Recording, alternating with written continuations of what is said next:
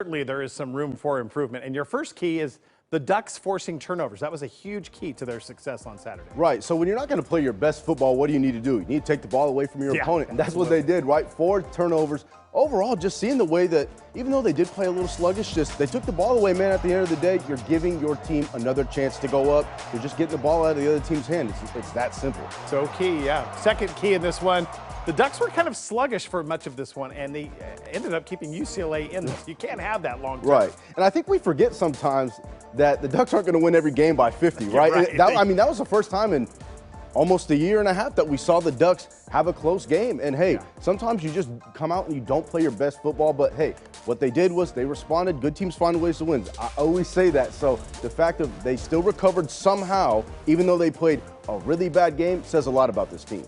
Lastly, people should not forget this. Chip Kelly is still a mastermind. Yeah. I mean, he might not be as relevant as he once was maybe a decade ago, but he's still an offensive guru. Yeah, he's still Chip Kelly. He's the reason why the Ducks are the Ducks today, right? He's the reason why I have to kind of whisper this, why growing up, I kind of wanted to play for the Ducks, man, but you guys didn't hear that here. Anyway, the floor is yours.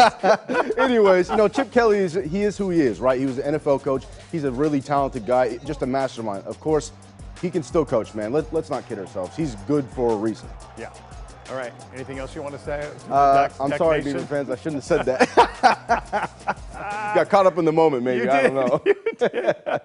All right. Stay right here because we're going to talk to you about dem Beavs right now. OSU put the sting of that loss in Seattle last weekend in their rearview mirror yesterday, and they were not going to let this loss to the Huskies dominate them for the rest of the season. Cal, this is Jamar Jefferson, and Jamar Jefferson, this is the end zone. That's the first play from scrimmage, and yep, it's a house call. That's how you make a statement. Part of JJ's 196 yards. Tristan Jebbia's first pass of the day, then went for 6. Tegan Quitoriano with the grab, and then the Beavs go into their bag of tricks, and I know you liked this, Marcus. Jebbia on the receiving end of the Tyjon Lindsey pass, and the Beavs go up 24-20 to begin the fourth. But defense and special teams, we're going to talk more on that, came up huge. Josiah Irish, he blocked a punt in the fourth, but there's that trick play right there. Josiah, let's see Josiah, because this was pretty awesome, because it was the special teams. More Jebbia. There it is. Here comes Irish, blocking it. And the Beavs would turn that into points because Jebbia here with the sneak turns that into the trifecta, throwing, catching, and then running for a score. That's probably never been done before at Oregon State, but the defense is really what saved the day. Picking off Cal as they were driving for the winning score.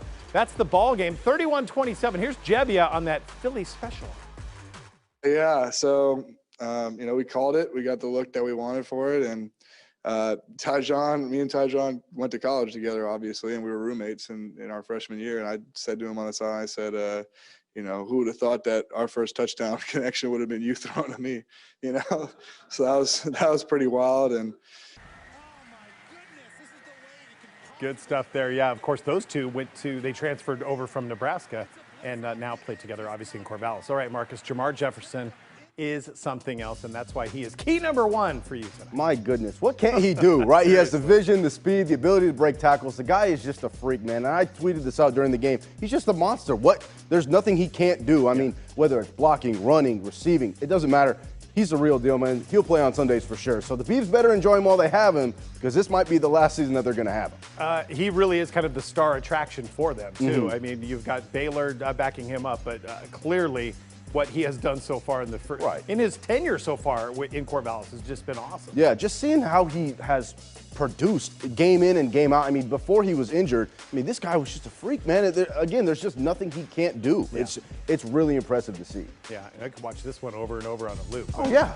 Key number 2, that defense may have given up some yards, but they kept Cal out of the end zone, and they did it when it mattered most. Right. Again, bend but don't break. That's what they did, right? And that was the thing, because Cal had their way with these defensive backs. The defensive backs struggled, but I thought the defensive line finally kind of came along. It's been quite some time since I've been able to say that. They kind of showed in that last drive why I considered them one of the best defenses, if not the best in the conference, because, hey, when they need to make plays, guys stepped up and they did it. They sealed the deal. Again, bend, get all the way down to the 15-yard line, but don't break. And that's exactly what they did Happy for my Beavs, man. And we said some big special teams play on both sides, really, for the Beavers. Yeah, okay, so have we ever seen a game where the special teams basically lost the game until the flags were thrown because of holding on Cal, Yeah. but then at the same time won them the game because Trayvon Bradford's great punt return and Josiah Irish blocking the punt? I mean, it was crazy, man, trust me. Sitting up in the stands, people probably thought I was a coach because I was freaking out. I was like, what are we doing? What are you guys doing? What's happening? But it was cool to see, man. But hey, at the end of the day, it was called back, didn't matter. Beavers made the plays that they needed to make on special teams to get the win. All I have to say is I know special teams coach Jake Cookus, he's a little mad right now after those returns. But hey, I don't play anymore, so I can say that. Sorry, coach. Something for the Beavs to build on. And, of course, it's rivalry week, so we'll be talking a lot of Beavers and Ducks. I shouldn't have made that comment then. Yeah, too late. It's on camera. Sorry, y'all. Marcus, thank you. All right, for the first time since World War II, 1944 to be exact, the annual Apple Cup is not going to be played. It was scheduled to happen on Friday, but Washington State doesn't have the minimum number of scholarship players available. And yep, COVID is to blame. The Cougs have too many positive cases, so that game is now off, and it will not be made up. That is a crying shame. Next on Game On, could